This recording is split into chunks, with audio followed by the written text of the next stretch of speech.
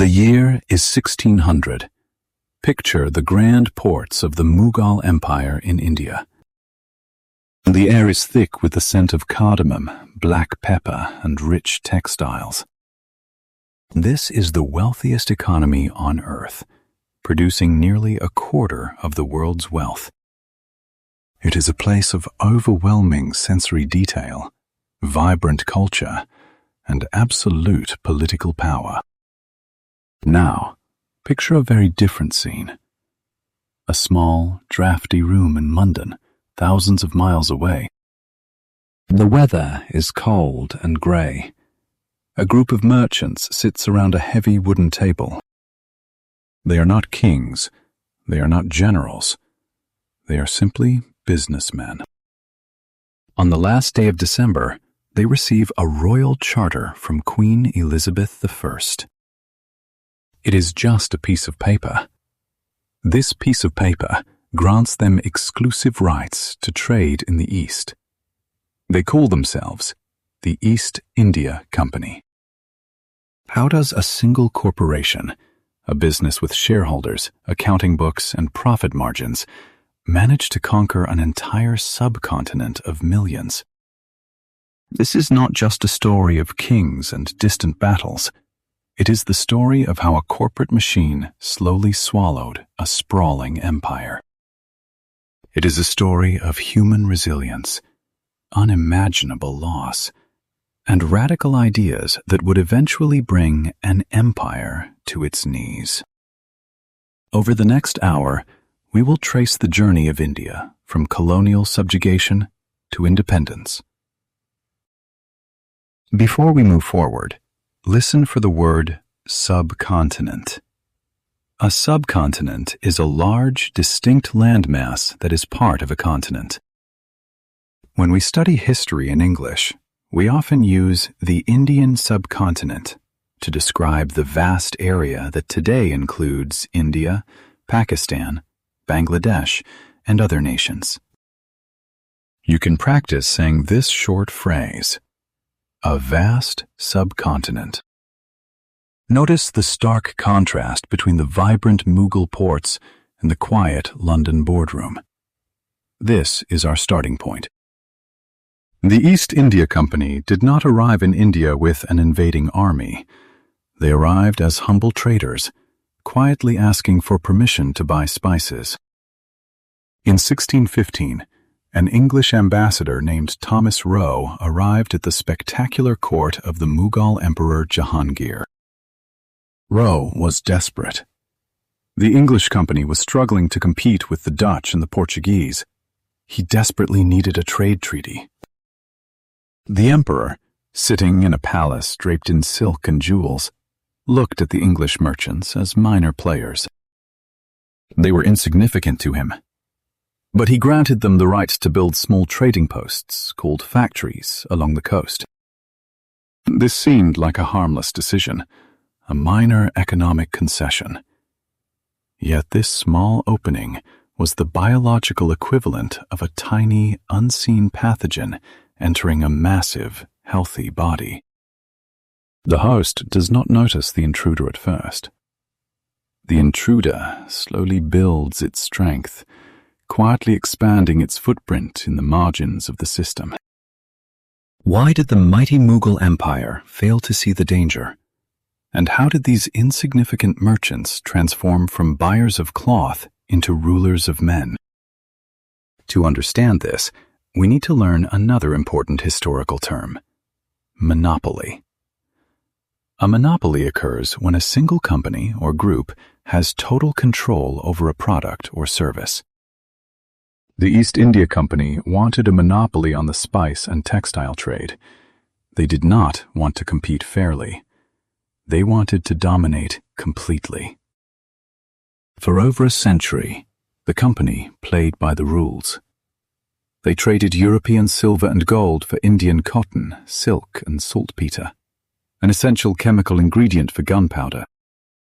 But biology and society mirror each other. Just as an infection changes the behavior of a cell, the influx of immense corporate wealth changed the behavior of the merchants. Their ambitions shifted from simple trade to political influence. By the early 1700s, the massive, healthy body of the Mughal Empire began to fracture. The central authority in Delhi weakened. Regional governors began fighting each other for control. The empire was suddenly fighting severe internal infections. The East India Company saw a rare opportunity in this chaos. If you're taking notes on historical English, here is a phrase to remember: a shift in power. A shift in power means a gradual or sudden change in who holds authority. The company realized that protecting their trade required more than just polite negotiations. It required guns. It required massive stone forts. Slowly, they began to hire local Indian soldiers, known as sepoys. The merchants were becoming a military force. They built fortresses in coastal cities like Madras, Bombay, and Calcutta.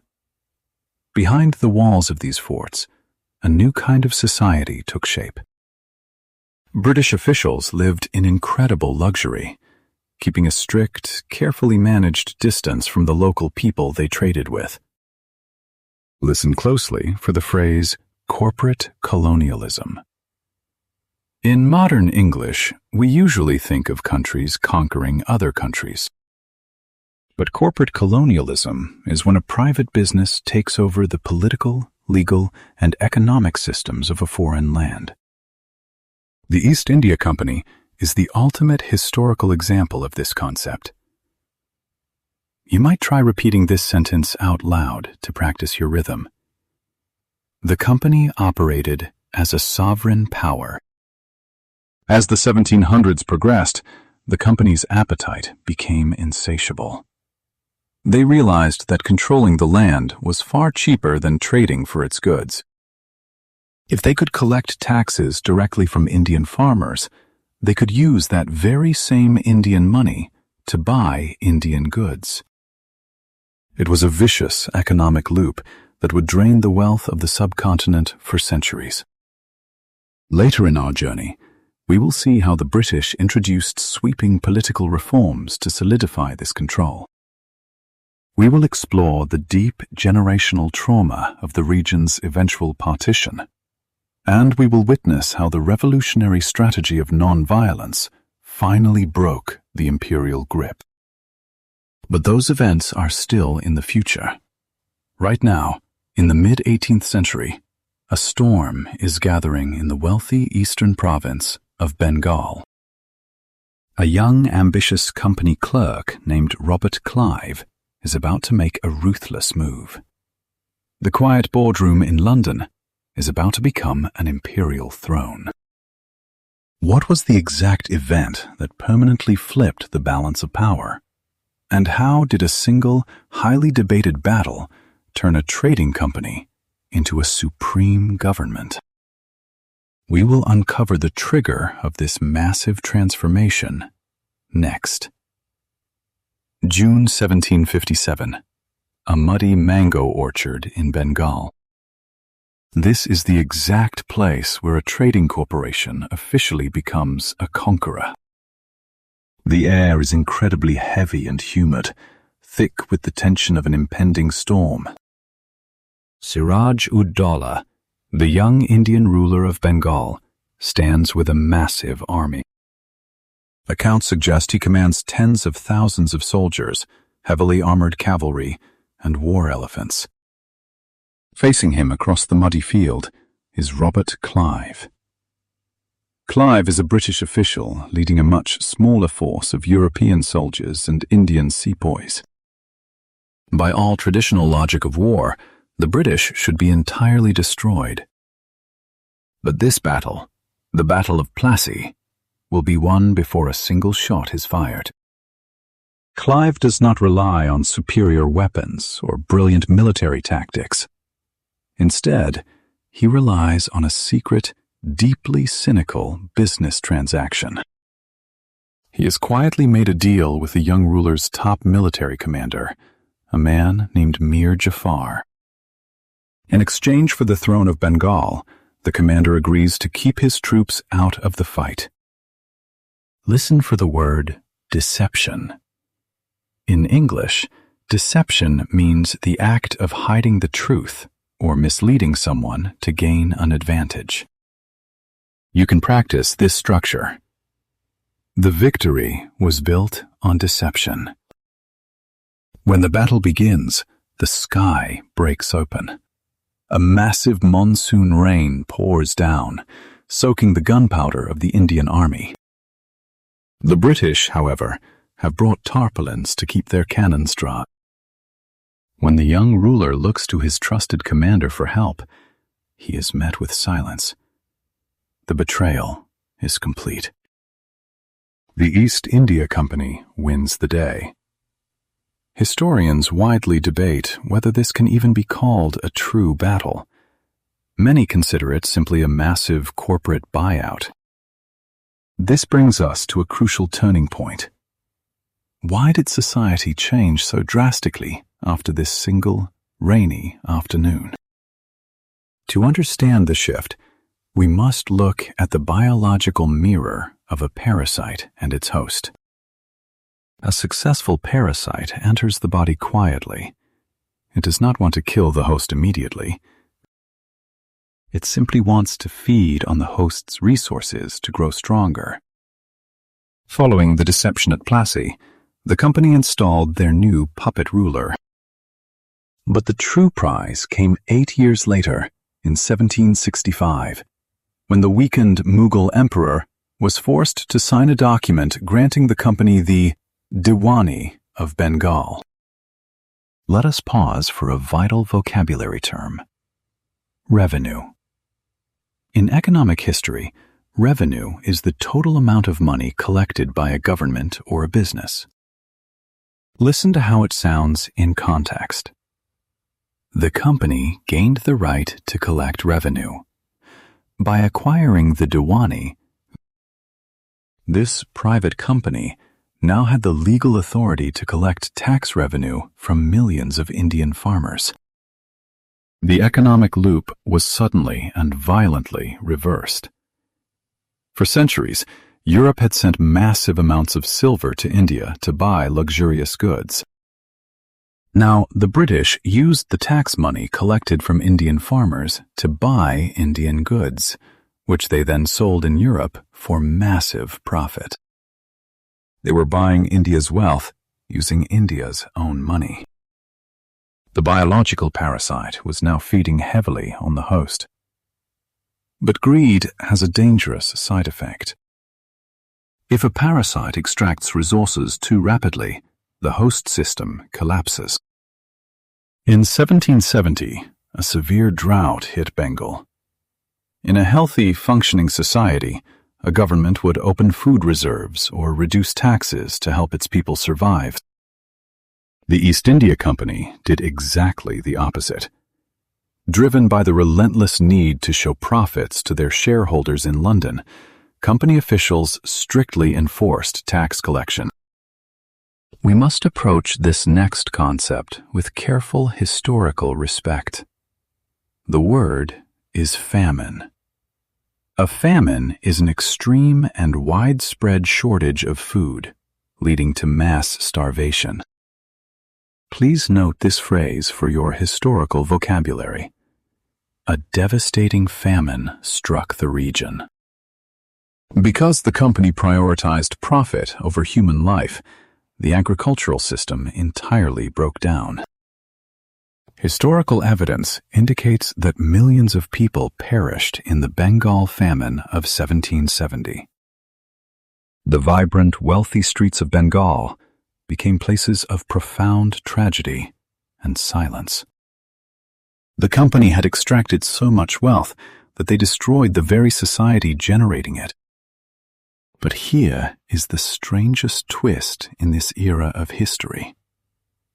Despite looting one of the richest provinces on earth, the East India Company soon found itself facing bankruptcy. How does a corporation steal the wealth of a nation and still go broke? The answer lies in human corruption. Individual company employees were returning to England with unimaginable personal fortunes. They bought massive estates and even purchased seats in the British Parliament. The British public called them nabobs, an English corruption of the Indian royal title, Nawab.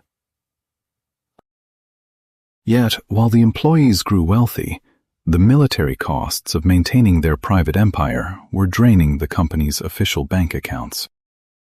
By 1773, the East India Company was forced to beg the British government for a massive financial bailout. The corporate machine had failed. This crisis triggers a new political phase. The British government agrees to save the company, but there is a strict condition. The government in London demands oversight. They begin to implement structural reforms.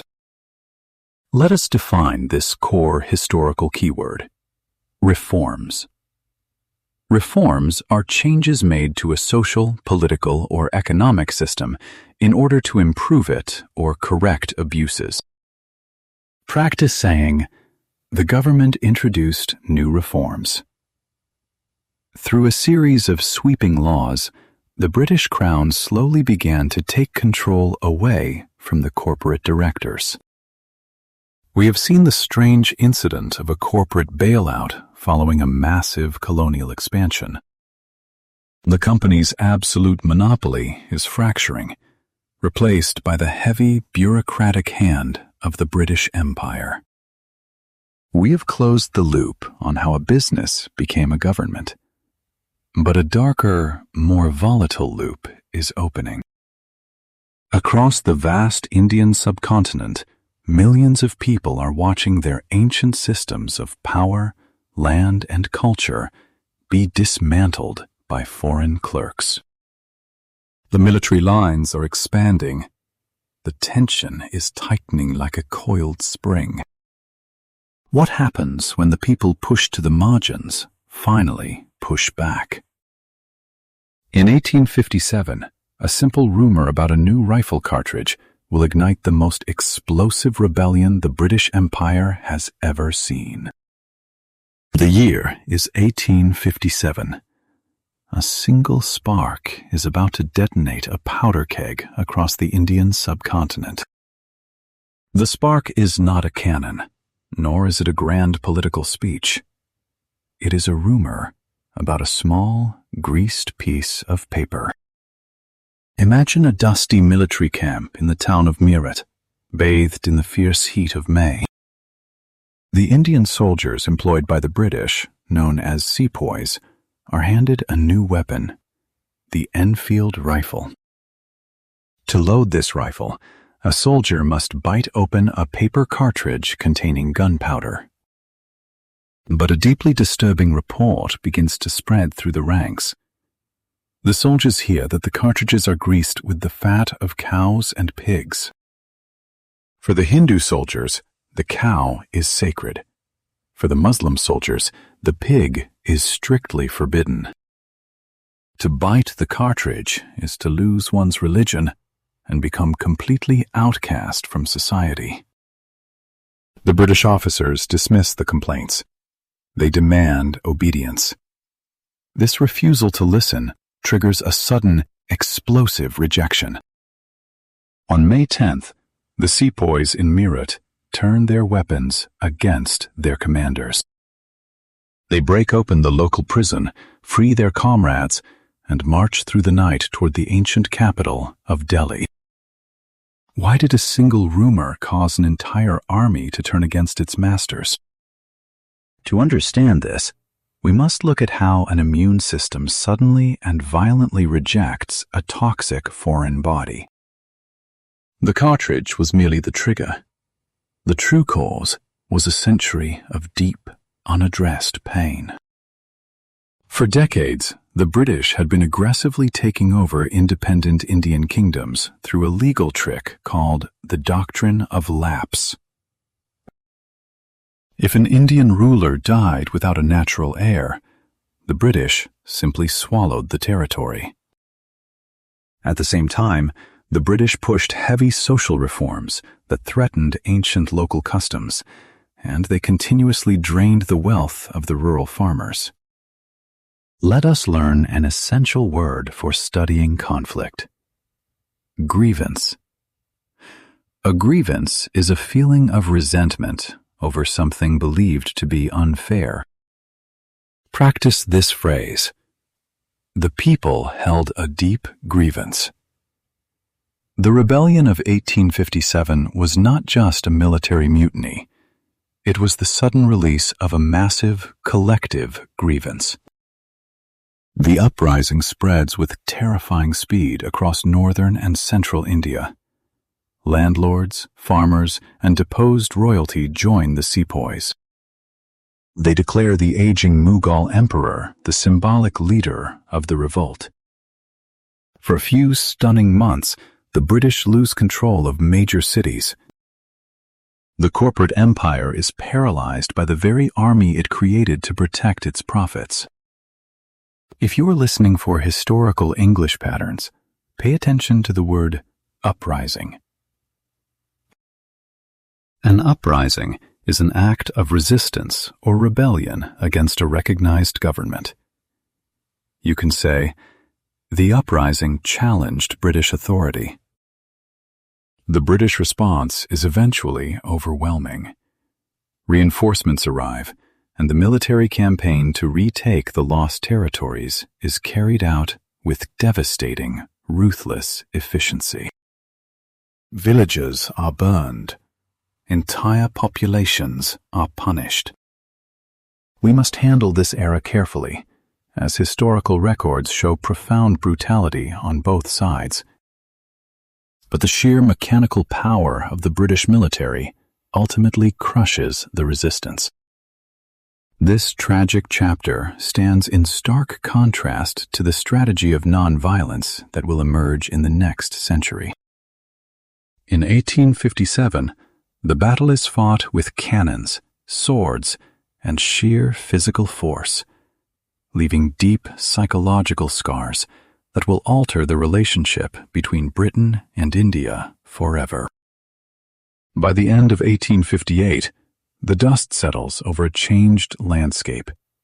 The British government in London makes a monumental decision. The East India Company, the corporation that started as a group of merchants in a drafty room, is officially abolished. Its army, its territories, and its massive bureaucracy are transferred directly to Queen Victoria. This marks the end of company rule and the beginning of the British Raj. The Crown now directly governs the subcontinent. Listen for the term direct rule.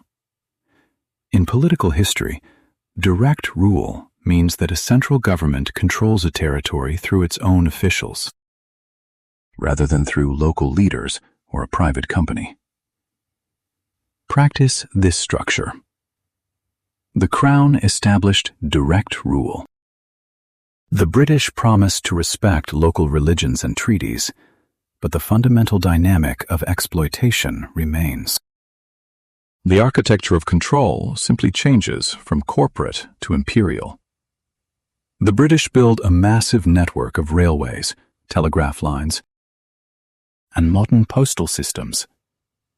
On the surface, these look like gifts of modernization. But underneath, they are the vital arteries of an extraction machine designed to move British troops quickly and drain Indian raw materials to the ports even faster. We have closed the loop on the East India Company's rise and fall. The businessmen have been replaced by imperial bureaucrats. But a new, complex loop is opening.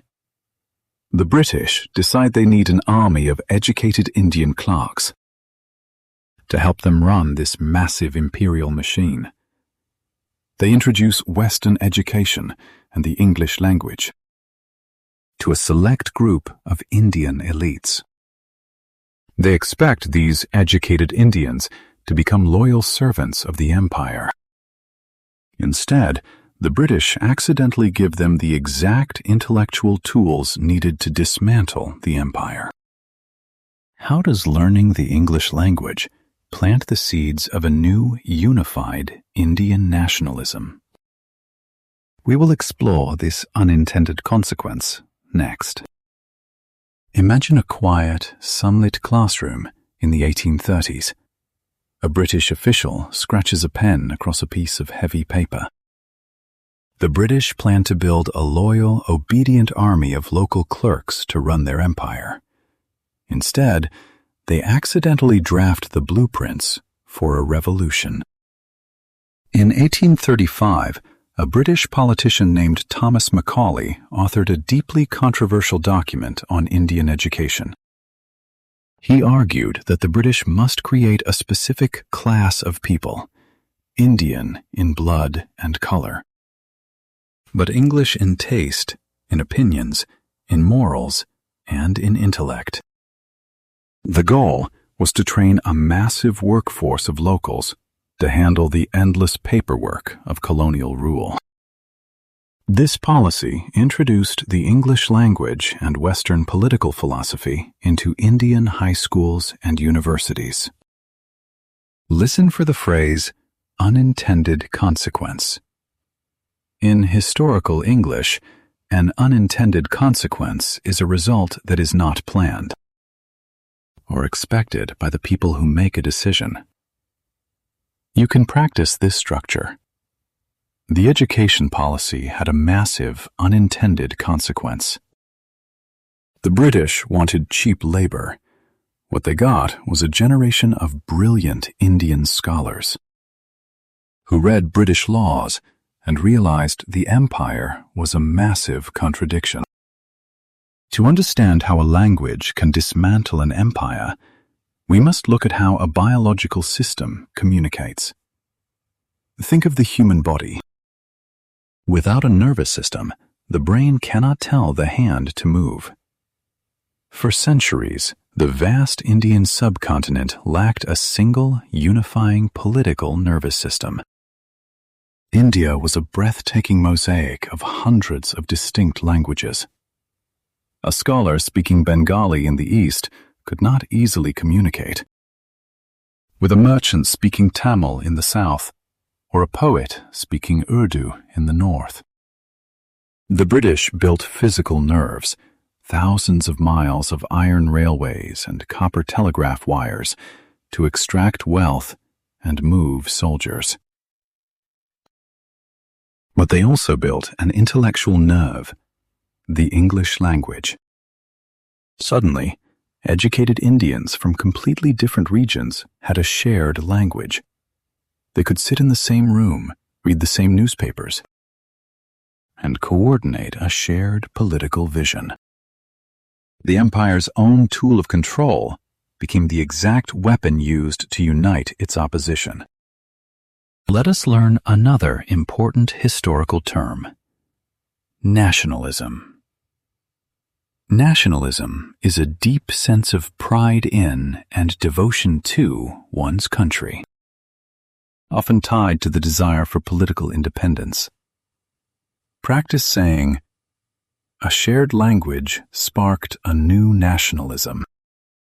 By the late 19th century, this new nationalism was taking physical shape.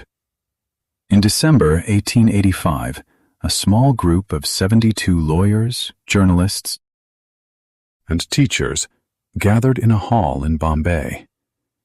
They came from across the subcontinent, speaking to each other in perfect English. Together, they formed the Indian National Congress. This was a profoundly significant moment in history. However, this early version of the Congress was not a radical, fire-breathing group of revolutionaries. They were wealthy, highly educated elites. They wore tailored suits and spoke with deep respect for British law. They did not immediately demand independence. Instead, they asked for a seat at the table. They wanted basic fairness. They wanted the British government to stop draining India's wealth. They formally requested political reforms that would allow Indians to serve in higher government positions and have a voice in how their own taxes were spent. Listen closely for the word petition. A petition is a formal written request made to an authority, usually signed by many people. Notice how it is used in context. They wrote a petition for equal rights. These early nationalists believed in British justice. They believed that if they simply wrote logical, well-reasoned petitions, the government in London would listen. But the British officials in India completely dismissed them. The British viceroy arrogantly referred to the Indian National Congress as a microscopic minority.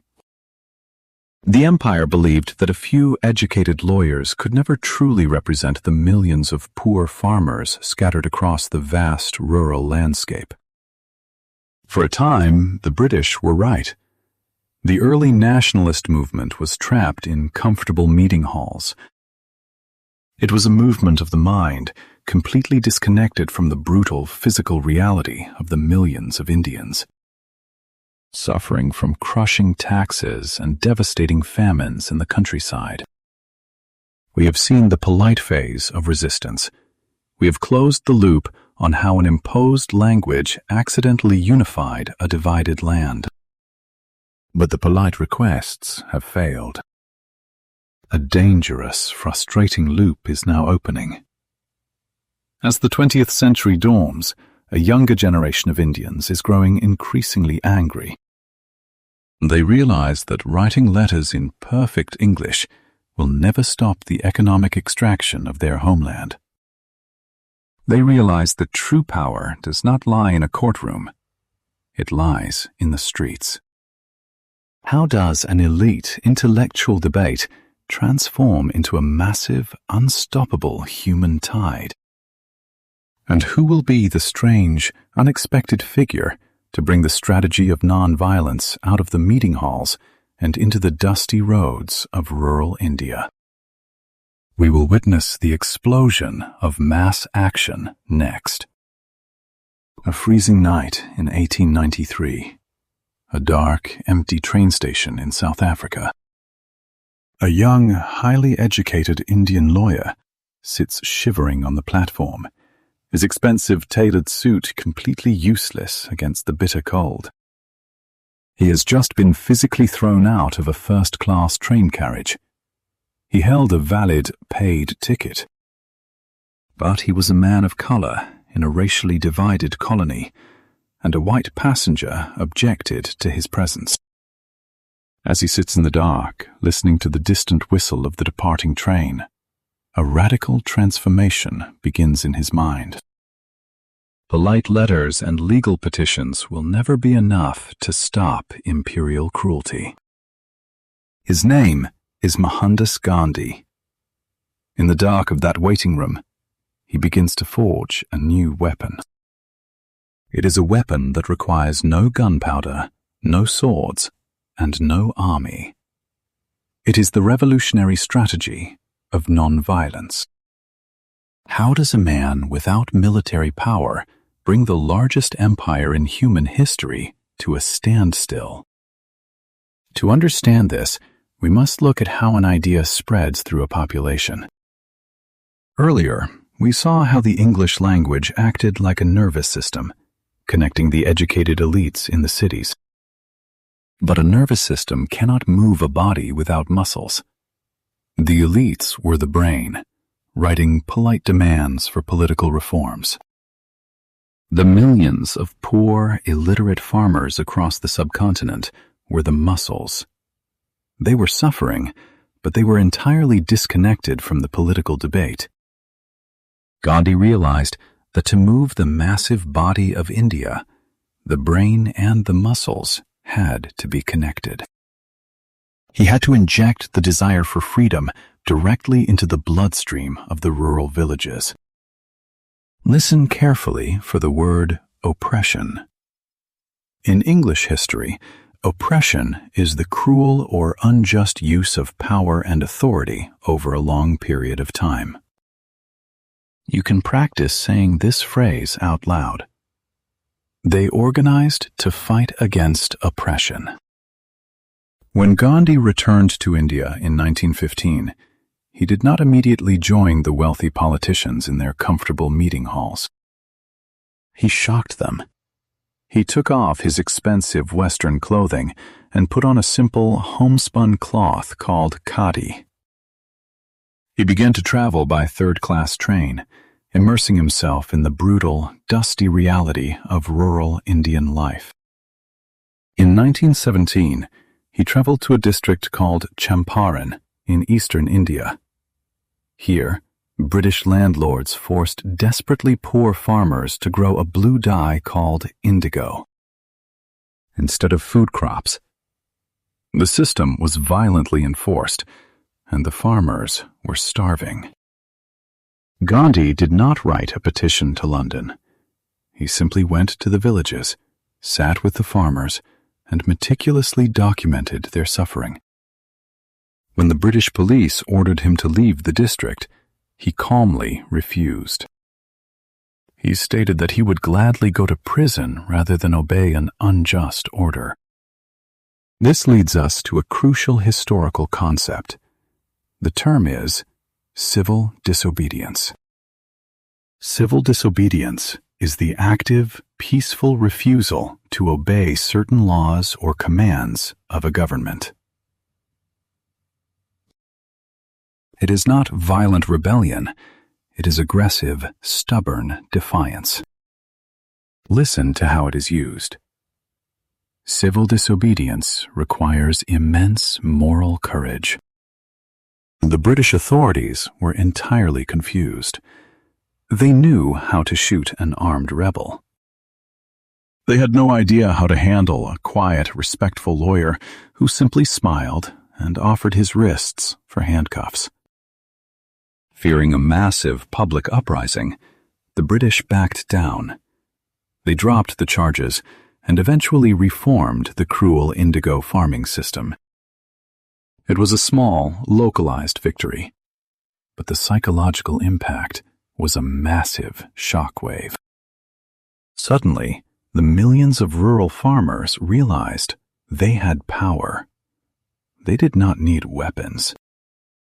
They only needed unity and a profound, unwavering commitment to nonviolence. Gandhi gave them a method to fight back without losing their humanity. He called it satyagraha, a Sanskrit word that translates roughly to truth force. Let us learn one more vital word: mass movement. A mass movement is a large, organized group of people working together to achieve a shared political or social goal. Practice this structure.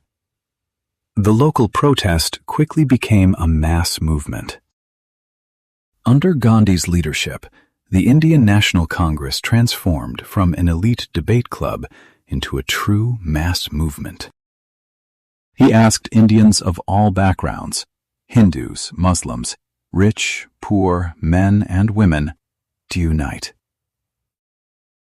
He asked them to spin their own cloth and practice a boycott of British goods. To boycott means to refuse to buy or use something as a form of protest. By boycotting British textiles, the Indian people began to strike directly at the East India Company's original reason for being there: corporate profit. The economic extraction loop was finally being interrupted. The imperial machine began to stutter. It seemed like a beautiful, peaceful path to freedom. But empires do not surrender their wealth voluntarily. As the year 1919 approaches, the tension between the ruling British and the defiant Indian masses reaches a boiling point. The British, exhausted and terrified after the First World War, pass strict new laws allowing them to imprison Indians without a trial. The polite requests for reforms have completely evaporated, replaced by deep, mutual suspicion. We have closed the loop on how Gandhi united the intellectual elites with the rural farmers. The entire subcontinent is now mobilized. But a dark, horrific loop is opening. What happens when the unstoppable force of a peaceful mass movement meets the immovable, violent reality of an imperial army? April 13th, 1919. The city of Amritsar, a walled public garden. A British general arrives with heavily armed troops, facing a crowd of thousands of unarmed men, women, and children. The Empire is about to commit an act so brutal that it will permanently shatter any remaining illusion of British justice. We will step into the tragic shadows of Jallianwala Bagh next.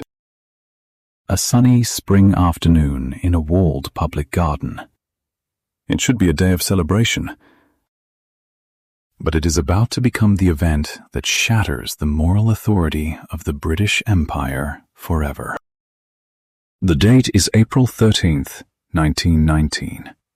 The city is Amritsar, located in the northern region of Punjab. Thousands of men, women, and children have gathered in an enclosed area called Jallianwala Bagh. Many are there to celebrate Baisakhi, a major spring festival. Others are there to peacefully protest against a harsh new set of British laws. During the First World War, India had provided massive amounts of money and millions of soldiers to help the British. In return, the Indian people expected meaningful political reforms. Instead, the British government passed the Rowlatt Act.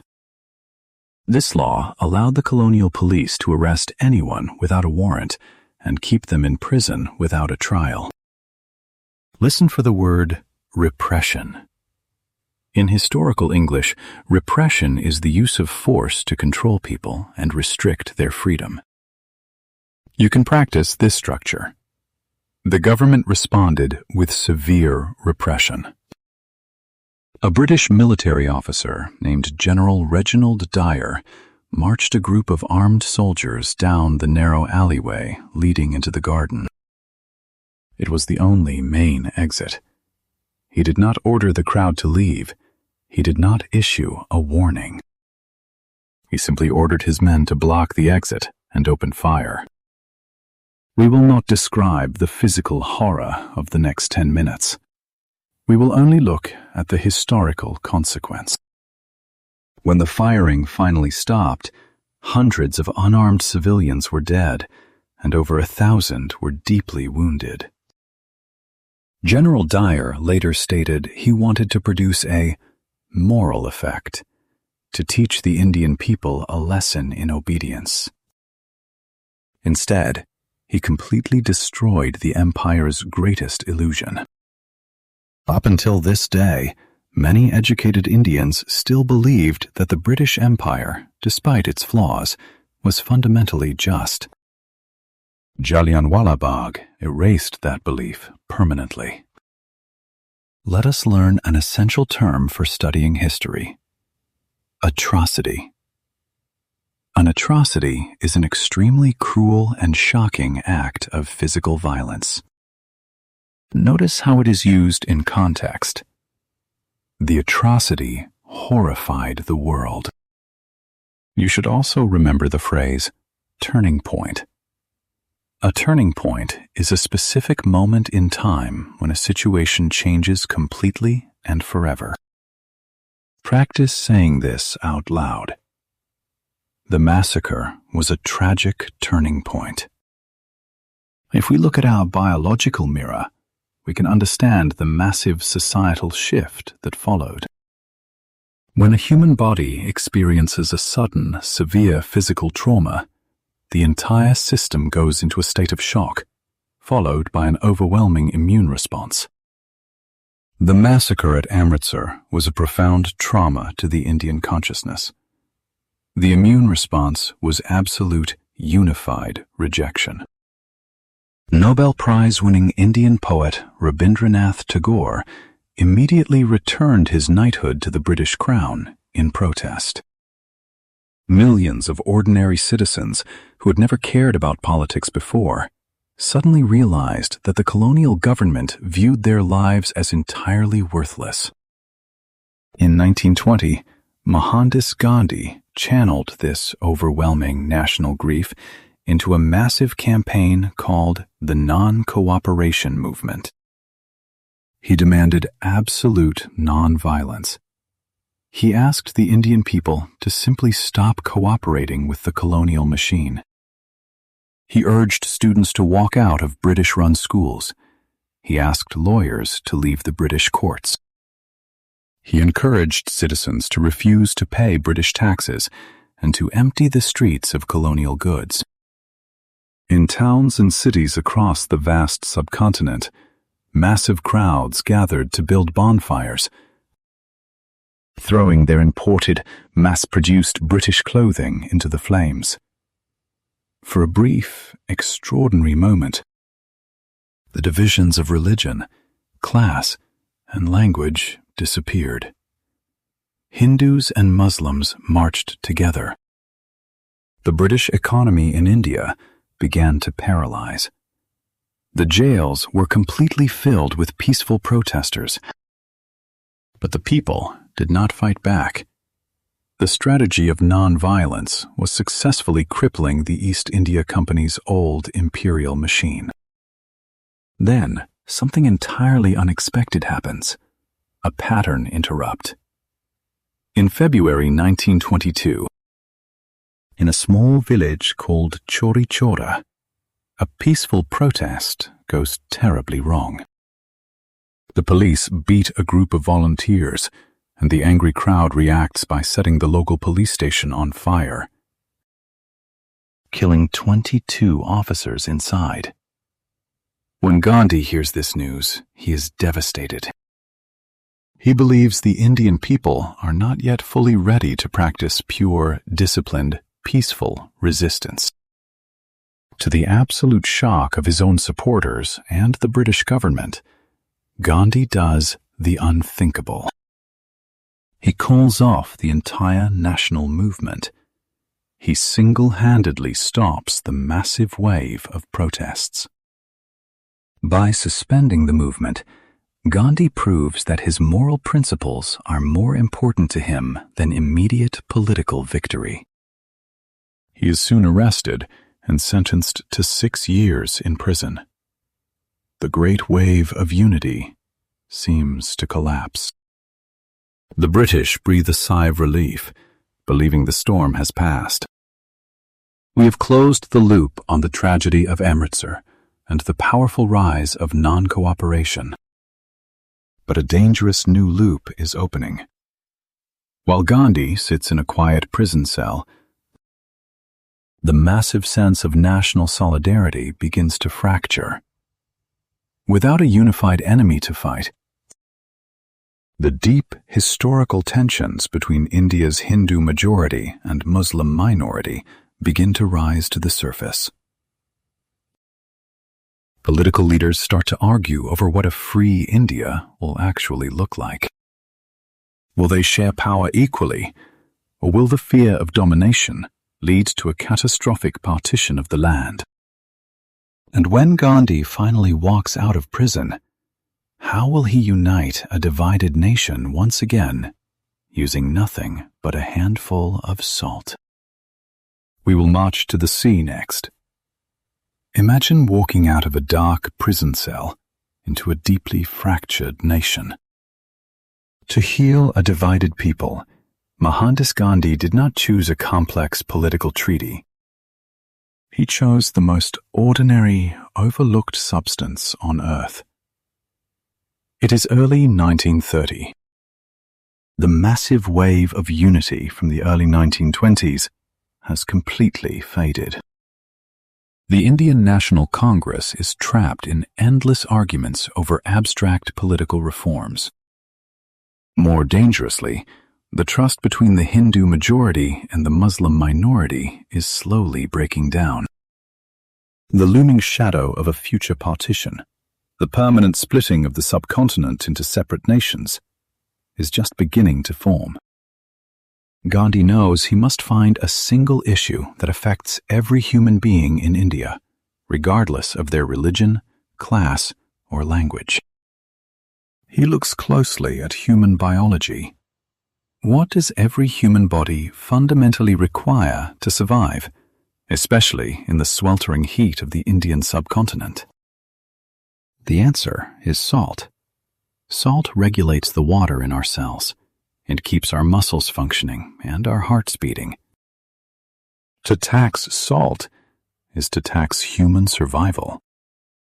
The British Empire held a strict, incredibly profitable monopoly on the production and sale of salt. It was completely illegal for an Indian citizen to collect natural salt from their own ocean. They were forced to buy it directly from the British, paying a heavy imperial tax. On March 12, 1930, Gandhi begins a 240-mile journey on foot, walking from his simple ashram toward the distant coastal village of Dandi. He is 60 years old, leaning heavily on a bamboo walking stick. He starts with just 78 trusted followers. The British authorities mock him. The British Viceroy writes a confident letter to London, dismissing the march as a foolish political stunt that will achieve nothing. The Viceroy was spectacularly wrong. As Gandhi walks down the dusty rural roads, something incredible happens. 10 people join him, then 100, then thousands. By the time he reaches the Arabian Sea, 24 days later, his small group has grown into a massive river of humanity, stretching for miles.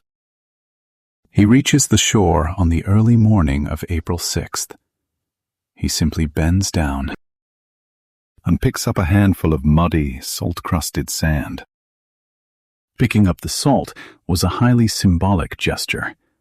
By boiling that salty mud to make his own salt, Gandhi broke the law. Instantly, a silent signal went out across the massive subcontinent. Millions of Indians began openly making their own illegal salt. The strategy of strict nonviolence was back, and it was more powerful than ever. Coastal villages began producing tons of salt in copper pans. Women, who had largely been excluded from public protests, stepped forward in massive numbers to lead the movement. Defiance is open resistance or bold disobedience to an authority. Practice saying this phrase: "The nation rose in peaceful defiance." The British response is swift, mechanical, and brutal. They arrest Gandhi. They arrest over 60,000 peaceful protesters, throwing them into overcrowded jails. But the empire is suddenly trapped. If they use extreme military violence against unarmed people boiling seawater, they will look like monsters to the global press. If they do nothing, they lose all political control over India. Finally, listen for the term sedition. Sedition refers to speech or actions that encourage people to rebel against a ruling government. The British arrested him for sedition. By using an essential biological need as a political weapon, Gandhi bypassed the elite politicians and struck a fatal blow to the empire's moral authority. The world was watching, and the balance of power was permanently shifting. We have closed the loop on how Gandhi reunited a fractured nation using a simple grain of salt. He proved that the greatest empire on earth could be paralyzed without a single gunshot. But a massive global disruption is about to change the rules of the game entirely. Just as the Indian independence movement gains unstoppable momentum, the sky darkens over Europe. World War II erupts. The British Empire is suddenly fighting for its very survival against Nazi Germany. The government in London desperately needs the massive Indian army and Indian agricultural resources to fight this global war. Will the Indian leaders support an empire that still denies them basic freedom? And as the chaos of a world war distracts the British rulers, what will happen to the fragile, breaking relationship between India's Hindus and Muslims? We will enter the darkness of the 1940s next. September 1939. A crackling radio broadcast thousands of miles away plunges the Indian subcontinent into a devastating global conflict. The British Empire is suddenly fighting for its very survival against Nazi Germany, and it immediately demands the massive resources and lifeblood of India to sustain the war effort. The British Viceroy makes a monumental decision. He declares that India is officially at war. But he does not consult a single Indian political leader. Listen for the word unilateral. In political history, a unilateral action is a decision made entirely by one person or one group, without the agreement of others. You can practice this structure. The Viceroy made a unilateral declaration of war. The Indian leaders are absolutely outraged. They're being asked to send millions of Indian soldiers to fight and die for democratic reforms in Europe, while they are completely denied basic democratic freedoms at home. The Indian National Congress refuses to cooperate. They demand immediate independence in exchange for their support. The British Prime Minister, Winston Churchill, absolutely refuses to negotiate. The biological mirror of an empire under stress is exactly like a human body trapped in freezing water. To save the vital organs in the center, the British homeland, the empire cuts off resources to its extremities. This ruthless survival mechanism will have horrific consequences in India. August 1942. A sweltering, crowded hall in the city of Bombay. Mohandas Gandhi, now an aging leader, steps up to speak. He knows the British are distracted, exhausted, and vulnerable. He issues a final, powerful demand to the empire. Quit India. He tells the Indian people to do or die in their pursuit of freedom. But he insists they must maintain their commitment to strict nonviolence. Let us learn an important historical term: ultimatum. An ultimatum is a final demand or threat, usually with severe consequences if it is rejected. The British response is lightning fast. Before the sun even rises the next day, the colonial police arrest Gandhi and the entire leadership of the Indian National Congress. They will remain locked in prison for almost the entire duration of World War II. This sudden arrest creates a massive, dangerous political void. When the British removed the leaders who enforced peaceful discipline, they accidentally unleashed a chaotic rebellion. Young, leaderless activists blew up railway lines, cut telegraph wires, and burned government buildings. The British military crushed this uprising with intense, overwhelming force. Pay attention to the phrase, Power vacuum.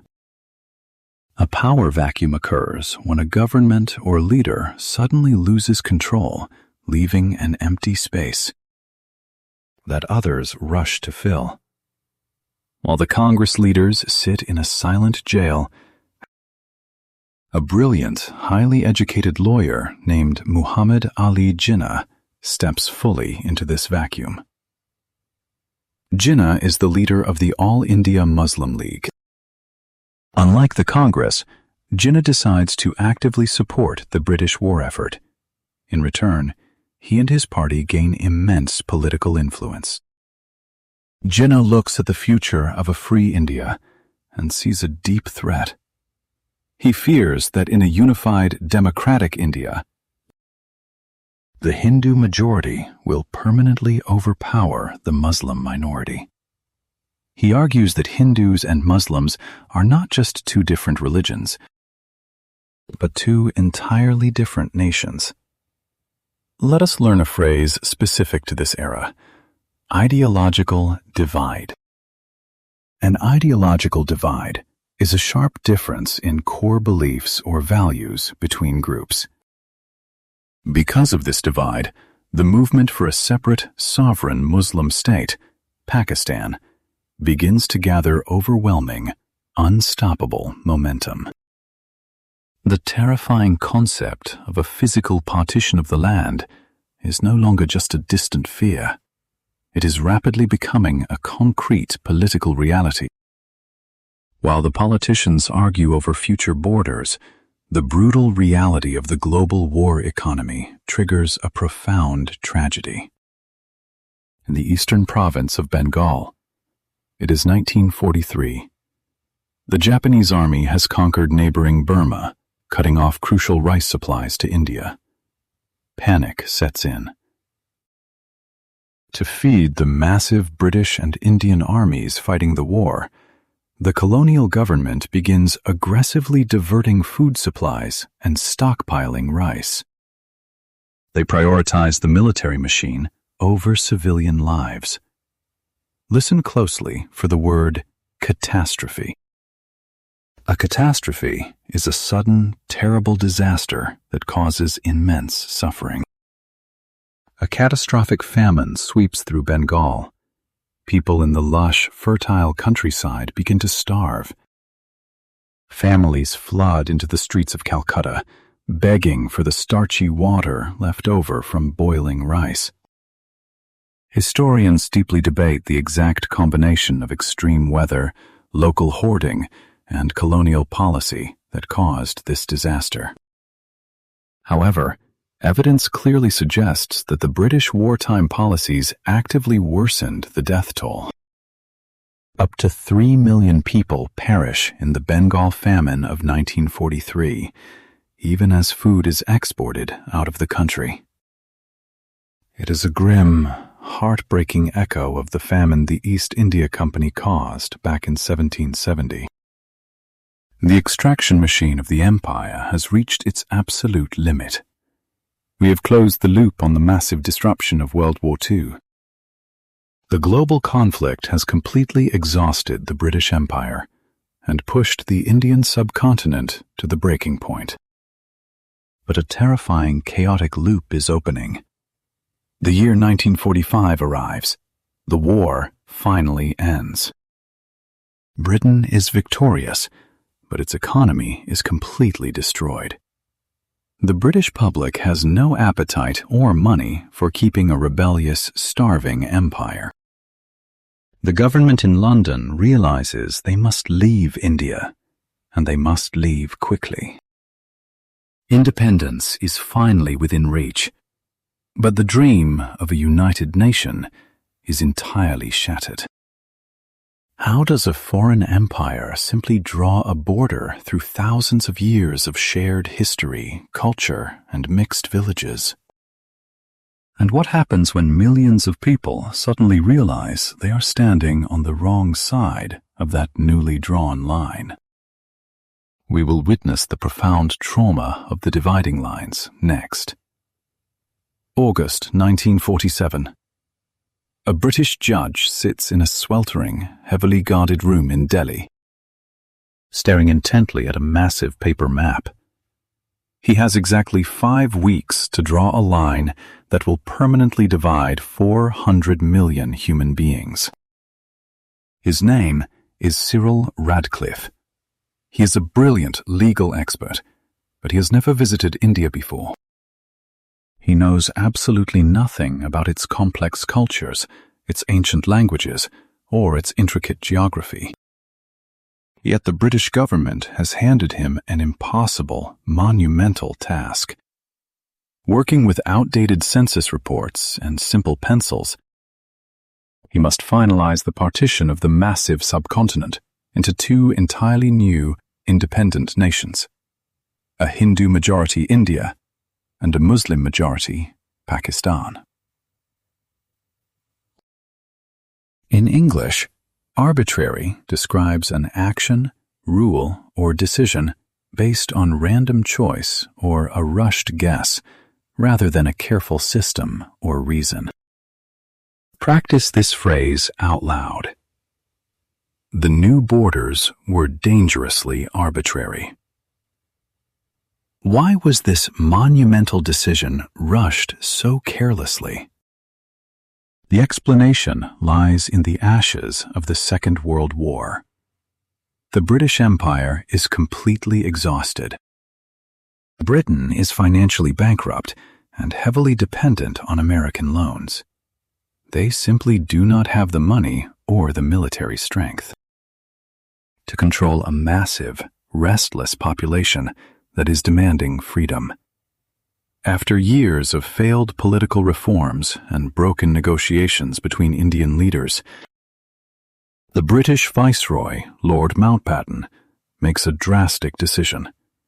He suddenly brings the date of independence forward to August 15th, 1947.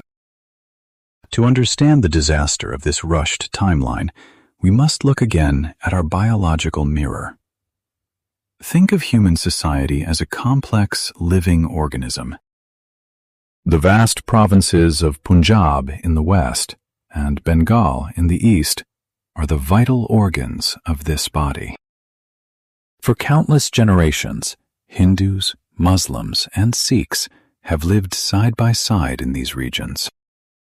They share the same villages, the same rivers, and the same local economies. Their lives are completely intertwined, functioning like a vast network of veins and arteries. You cannot simply take a bureaucratic scalpel and slice a living organism in half. If you cut the arteries, the system will inevitably bleed. The tragedy is compounded by a strange, horrific administrative decision. The new borders are kept a complete secret. They are not publicly announced until 2 days after the official celebrations of independence. Imagine the terrifying confusion. Millions of people wake up, celebrating the glorious end of 200 years of colonial rule, only to listen to the crackling radio and discover that their ancestral village is suddenly located in a hostile foreign country. Let us learn an essential historical term: displacement. Displacement is the forced removal of people from their natural homes, usually due to sudden war or severe political changes. Notice how it sounds in context. The partition caused the massive displacement of millions. Panic spreads like wildfire through the summer heat. An estimated 15 million people suddenly pack whatever they can carry, pots, blankets, basic tools, and begin to walk. Hindus and Sikhs march eastward toward the safety of India. Muslims march westward toward the newly created Pakistan. It instantly becomes the largest, most rapid mass migration in recorded human history. Listen closely for the word refugee. A refugee is a person forced to flee their country to escape extreme violence, persecution, or natural disaster. Practice saying, "Millions instantly became refugees in their own land." The roads are choked with endless lines of desperate, starving families walking through the monsoon rains. The British-built railway system, once used to extract wealth, is now used to transport human terror. Trains crossing the new borders are completely packed, with thousands of people clinging silently to the roofs. As fear completely replaces centuries of trust, the social fabric tears apart. Let us learn one more vital word: sectarian. Sectarian refers to deep hatred, prejudice, or violence between different religious or political groups. You might say, the region was entirely torn apart by sectarian violence. We must approach this history with immense sensitivity and care. Historical accounts suggest that as neighbors turned against neighbors, up to 1 million lives were lost in the resulting violence. The physical and psychological trauma of this singular event will leave deep, agonizing scars that still heavily shape the politics and military tensions of South Asia today. Where is Mohandas Gandhi during this historic, long-awaited moment of independence? He is not in the capital city of Delhi. He refuses to attend the grand midnight ceremonies. He is deeply heartbroken.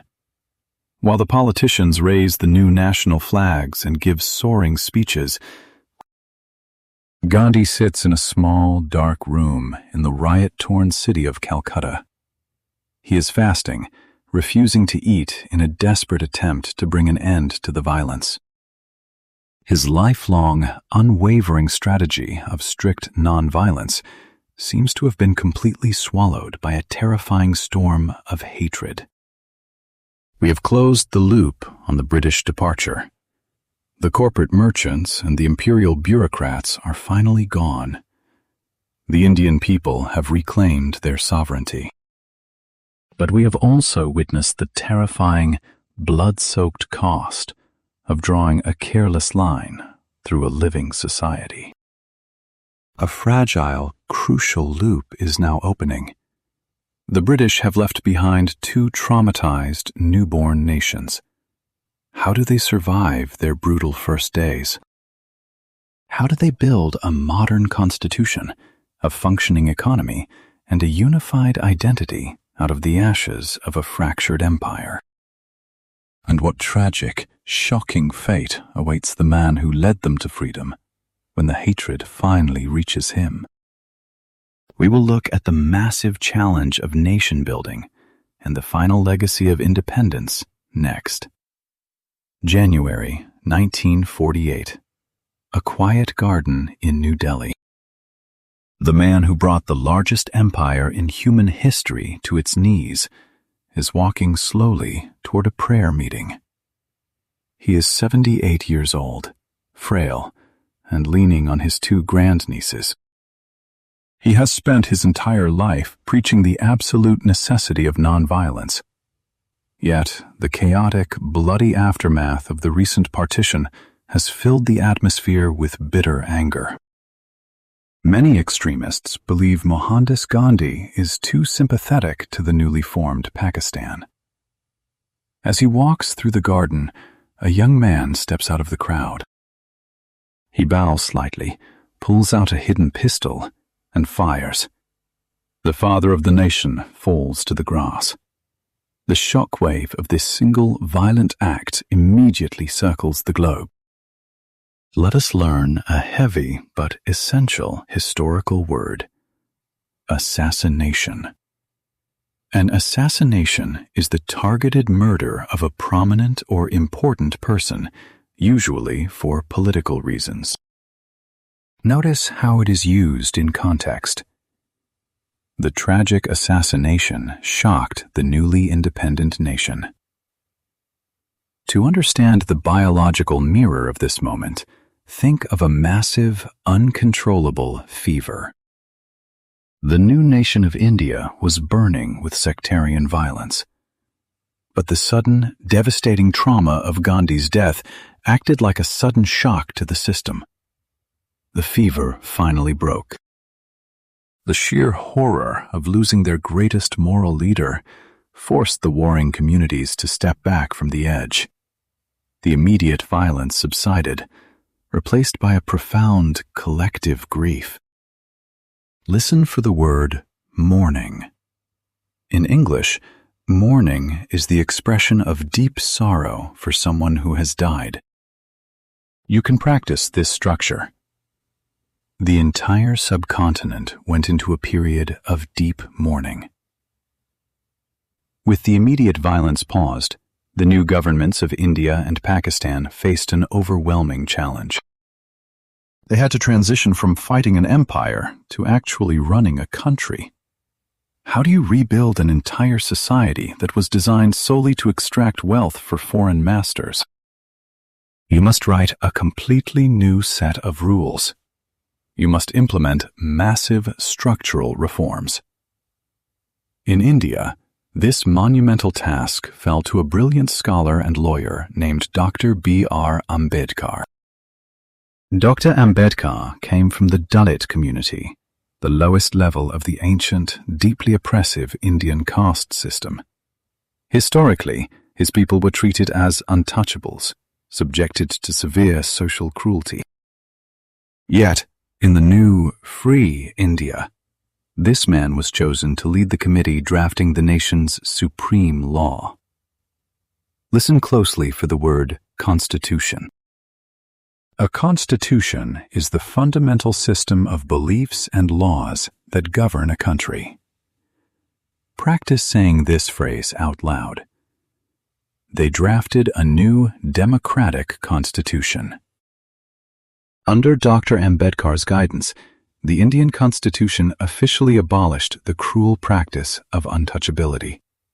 It granted the right to vote to every single adult citizen, regardless of their gender, religion, or social class. For a desperately poor, newly independent nation, this was a breathtakingly radical experiment in democracy. The empire had always claimed that Indians were unfit to govern themselves. The new constitution proved them entirely wrong. But drawing borders and writing laws is only the beginning. The East India Company and the British Crown had spent centuries reshaping the economic arteries of the land. Let us learn the term legacy. A legacy is something handed down from the past, often a lasting impact of a historical event or person. Notice how it sounds in context. The colonial legacy deeply affected the modern economy. What did independence actually solve, and what did it fail to fix? Independence solved the fundamental issue of political control. The wealth of the subcontinent would no longer be legally drained to enrich the massive banks of London. The people finally possessed the right to choose their own leaders. A sovereign state is a nation that has supreme power and authority over its own affairs, free from outside control. India finally became a completely sovereign republic. However, independence did not instantly solve the massive, crushing poverty left behind by centuries of corporate extraction. It did not erase the agonizing trauma of the borders, and the regions of India and Pakistan remain trapped in tense military standoffs to this day. Ironically, one of the most lasting colonial legacies was the very tool that helped dismantle the empire: the English language. Originally introduced to create obedient clerks, English remained a vital bridge in a nation of hundreds of diverse languages. Today, that colonial language helps connect modern India to the global economy, completely reversing the original intent of the British rulers. We have reached the end of our journey. We have closed the final loop. From a drafty boardroom in London in the year 1600 to a muddy battlefield in Bengal, to the dusty roads of a massive salt march. We have watched a unique corporate machine swallow an ancient civilization. We have seen how greed destroys the host, and how a shared language can accidentally build a unified resistance. Most importantly, we have witnessed the staggering power of human resilience. We have seen that the relentless, quiet force of truth and peaceful defiance can eventually break the strongest iron chains. The merchants are gone. The emperors are gone. But the story of how millions of ordinary people reclaimed their future will echo through history forever.